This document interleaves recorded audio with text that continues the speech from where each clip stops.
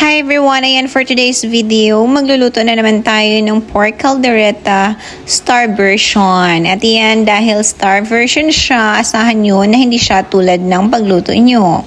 So ayan, first, nagprepare na ako ng aking mantika at nilagyan ko na siya ng bawang. At ayan, nilagay ko na din kaagad ang aking sibuyas dahil sunog na si bawang.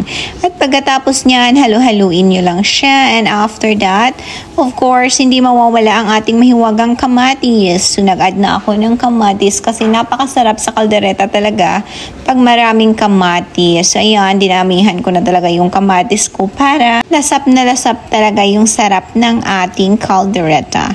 At pagkatapos niyan, ito na yung ating kamatis, nilagay ko na ang aking pork. Ang pork na yan, syempre, dapat yung may buto-buto kasi ang sarap talaga pag may bone yung pork na ilutong kaldereta. At ayan, yung na-mix na siya masyado at naluto na din siya. Ayan, nakita nyo naman siya. Nilagyan ko na siya ng mahiwagang water kasi gusto ko tender na tender ang ating pork caldereta.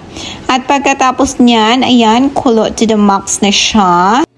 Tinitry ko lang kung malambot na talaga siya. At ayan, malambot na siya. So, ilalagay na natin ang ating mahiwagang patatas. Ayan siya. Promise, ang sarap talaga nito. Ito talaga yung favorite ng asawa ko. So, matagal na din akong hindi nakapagluto nito. So, today, dahil walang trabaho, naisip ko talagang magluto para naman mapasaya ko yung jisawa ko. At ayan, nilagay ko na nga pala yung aking nabili lang na slice na na carrots. Hindi ko na napakita. At nilagyan ko na siya ng aking mahiwagang ketchup. At syempre, hindi mawawala ang ating tomato paste. Ayan, nilagyan ko siya ng tomato paste. At syempre, ang aking special talaga na recipe, nilalagyan ko yan siya ng mahiwagang peanut butter.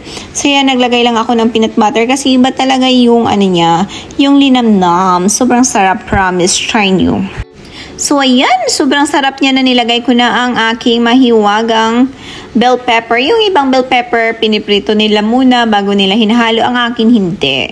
Or syempre, dahil nga star version, wag na kayong umano pa. Wag nang mag-ano-ano pa. Kasi ganyan talaga yung version ko ng aking caldereta. Hindi ko siya na pretos. So, ayan na, konting halo-halo na lang at syempre tikim-tikim din kung sapat na yung lasa. So, ayan, dahil perfect na sa ating panlasa, tapusin na natin ang ating pork caldereta. Hi everyone!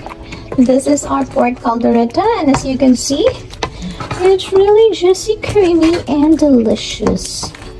That's it everyone! Promise, and the meat is really tender. Look at that. This is our lunch for today, and I think I will gonna eat this until dinner because I really cook a lot. This is a very big pan and I cook a lot. I enjoy cooking, so I'm sorry if I have a neighbor.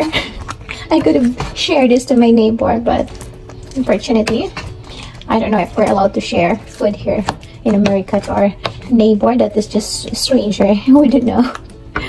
So here we are, our food. It's delicious.